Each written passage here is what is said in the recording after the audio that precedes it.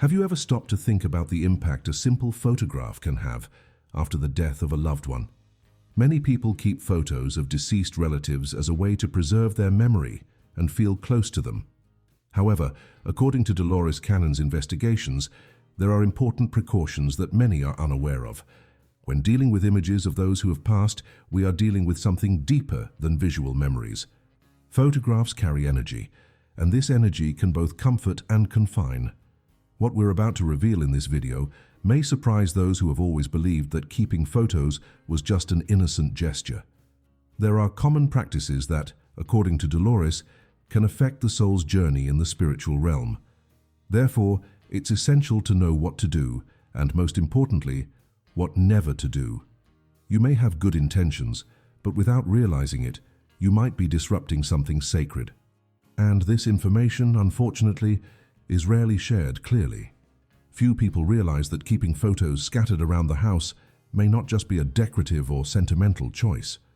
According to Dolores Cannon, the energy of the deceased can remain connected to the image, especially when there's intense emotional charge in the environment.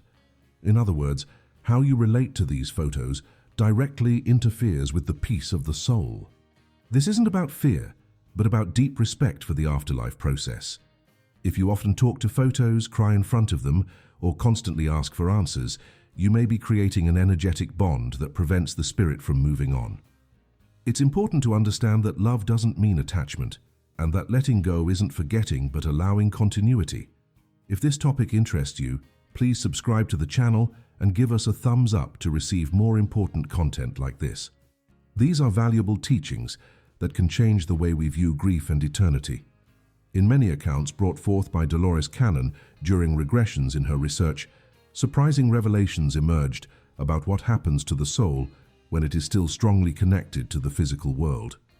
Photos kept in places of pain, resentment, or guilt end up fixing dense energies around the image. The soul, upon perceiving this constant emotional call, may remain in a state of vigilance, as if it had to comfort the living, even after leaving the body. This creates a type of energetic stagnation that affects both the departed and those left behind. It doesn't mean we shouldn't remember, but that there are healthier ways to cultivate that memory. An environment of peace, prayer, and gratitude is infinitely more beneficial than a space of continuous lament. Understanding this dynamic is respecting the natural cycle of life and death, recognizing that the soul needs freedom to continue its journey. Another relevant point addressed in Dolores Cannon's investigative accounts concerns the use of photos in rituals or attempts to communicate with the beyond. Many people, driven by desperation, end up using images to try to establish direct contact with the deceased without proper preparation or spiritual guidance. This type of practice can open channels that don't close easily, creating both emotional and spiritual imbalances. Furthermore, the constant evocation of a presence can prevent the soul from resting. It's like knocking on the door of someone who no longer lives there, but who, out of compassion, insists on returning. The energy involved in these acts is real and deserves attention. The intention may be loving, but the effects are often counterproductive. Dolores warned that the best way to honor those who have departed is to continue living with serenity, not nurturing bonds that should dissolve naturally. It's also common to see people using photos of deceased loved ones in everyday objects, such as cell phone cases, t-shirts, pictures above the bed, or even on makeshift altars. Although the intention is to preserve the memory, this habit can maintain the symbolic presence of the departed in a constant and intense manner, which hinders emotional detachment. Dolores Cannon explained that this type of practice tends to anchor the soul to earthly reality, especially when the death was recent or marked by trauma.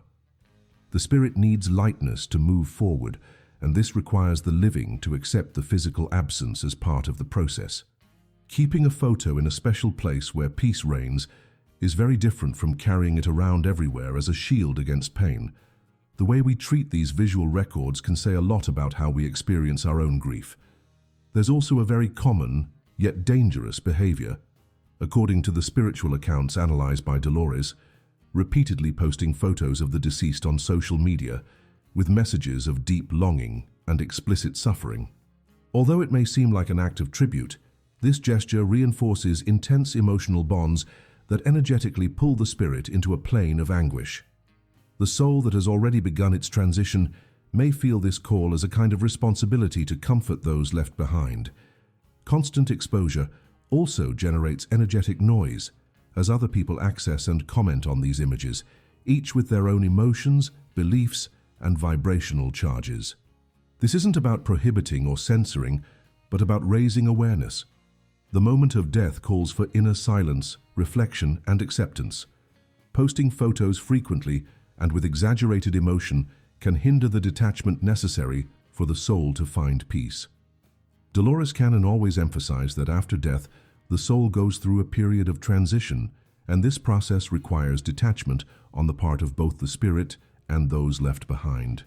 Photos are symbolic portals that keep the image alive and, with it, unresolved emotions.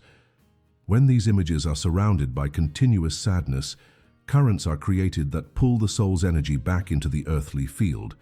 This doesn't mean it's wrong to have a photograph at home, but rather that we should observe the type of energy we nurture around it. There's a difference between remembering with affection and cultivating suffering. Grief needs time, but also clarity. This is where wisdom comes in, knowing how to honor the memory without hindering evolution. Excessive attachments, even disguised as love, are bonds that bind, and for those who have departed, the greatest gift is knowing that they can move on in peace, knowing that their memory lives on but free from pain. Another detail that often goes unnoticed is the reaction of children to photos of people who have died. According to Dolores, young children are much more sensitive to subtle energies, which can cause unexplained fears or feelings of distress when frequently exposed to these images. Children don't understand death like adults do and may interpret these photos as a real presence, which interferes with their sleep, behavior, and even emotional health. When asked, they often report having seen or felt something different in the environment. This isn't about superstition, but about energetic perception. The recommendation is simple. Avoid placing photos of deceased people in places where children gather. Respecting this boundary is a way to protect childhood and preserve family balance. Memory can be honored with words, stories, and love, without the need for continuous exposure to images laden with intense emotions. Dolores Cannon also pointed out that some spiritual traditions around the world already understood the symbolic power of the image long before modern technology. Ancient peoples avoided creating visual representations of those who had died, believing that this could keep the spirit trapped in the material world. Even today, in some cultures, photos are removed from view in the first days after death as a sign of respect and release for the soul. These practices didn't arise by chance. They come from the age-old observation of the subtle effects of symbolic presence after death. When we recall this ancient knowledge, we begin to understand that our relationship with photos needs to be more conscious. It's necessary to know when to keep, when to display, and above all, when to let go.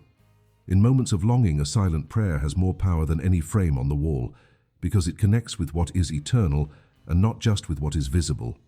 Another aspect observed in Dolores's regression sessions was the difficulty that many souls demonstrated in moving to higher levels of consciousness precisely because of the emotional bonds maintained by the living. Photos, in this context, functioned as anchors. They kept people's minds stuck in the past, and this reverberated on the subtle plane. When someone clings to an image daily, relives memories, pains, and even internal dialogues, sending signals that there is still something unfinished. This process hinders both the detachment necessary for the growth of the departed and the emotional advancement of those who remain. Photos should not be destroyed or forgotten, but rather placed in a context of serenity where remembrance can be a breath of love and not a prison of pain. The soul feels, the soul responds, and releasing this connection is an act of profound spiritual maturity. Over time, many families transform these photos into true, permanent memorials. They create fixed spaces where there are always flowers, candles, messages, or personal objects. This can be beautiful for a period, but if maintained indefinitely, it can transform the home into an energetic field of stagnation. Dolores Cannon suggested that sacred spaces need to be alive, not paralyzed in time. An altar that never changes can become a place of emotional crystallization. It's important to allow these spaces to renew themselves. Instead of keeping everything untouched, bringing new symbols, prayers, and messages of hope can help move the energy and promote healing. Remembering should be a light act. When it becomes an obligation or resistance to change, it signals that something needs to be reviewed. The home where one lives should vibrate with life, not with absence. The deceased continues their journey. The living must learn to follow as well. An example cited by Dolores in her lectures was the case of a woman who, after losing her husband, transformed her bedroom into a sanctuary. Nothing was changed. The clothes remained in the closets, the photos were in every corner, and the bed remained made as if he were still going to sleep there. Years passed, but she didn't allow any alterations. During a regression, it was discovered that the husband's spirit still remained nearby, not out of his own attachment, but out of concern for his wife's pain. He couldn't move on because he felt she needed him to continue. After understanding this, the woman decided to renovate the room, put away the clothes, choose only 1 or 2 photos to keep in a serene place, and pray with love instead of suffering daily. Shortly after, she reported feeling a deep lightness, as if he had finally departed in peace. This is the power of loving awareness. This account shows how small decisions in the physical world can influence great movements in the spiritual realm. Dolores Cannon believed that everything we hold on to with strong emotional charge, especially related to loss, can become a blocking point for both sides. The image of the loved one should not be a daily reminder of absence, but rather a symbol of gratitude and passage. Many believe that preserving everything as it was is a way to keep the presence alive, but in reality, this freezes time and hinders the natural processes of transformation. Grief needs to mature and make room for life to continue. A photograph can transform into a blessing or a prison, depending on how we treat it. The key is in the intention. If the image is placed with love, serenity, and acceptance, it blesses. If it is surrounded by pain and denial, it binds. And this is something we must look at with courage and awareness. In Dolores' spiritual investigations, many accounts pointed out that souls feel relief when they realize that their loved ones are rebuilding their lives. It's as if, when they see the living smiling again, they receive a signal that their mission has been accomplished. And this is essential. The mission of those who depart is not to remain as a ghost of remembrance, but to transform into inspiration for new beginnings. Photos in this context should be bridges of affection, not anchors of suffering. They can remind us of values, happy moments, shared learning. But they should never feed guilt, toxic longing, or self-abandonment. It is healthy, for example, to keep a portrait in a special corner where one prays or where one feels peace. This is a gesture of love. But placing it as the center of an altar of pain, visited daily in tears, creates a cycle that imprisons both sides. Intention is always what determines the effect. An aspect that is rarely talked about but deserves attention is the practice of keeping thousands of digital photos of deceased people without ever organizing them or choosing which ones really matter. Dolores Cannon did not fully live in the digital age, but her ideas apply even more strongly in this current context. When we accumulate images without criteria, we run the risk of transforming memory into excess. And excess brings confusion.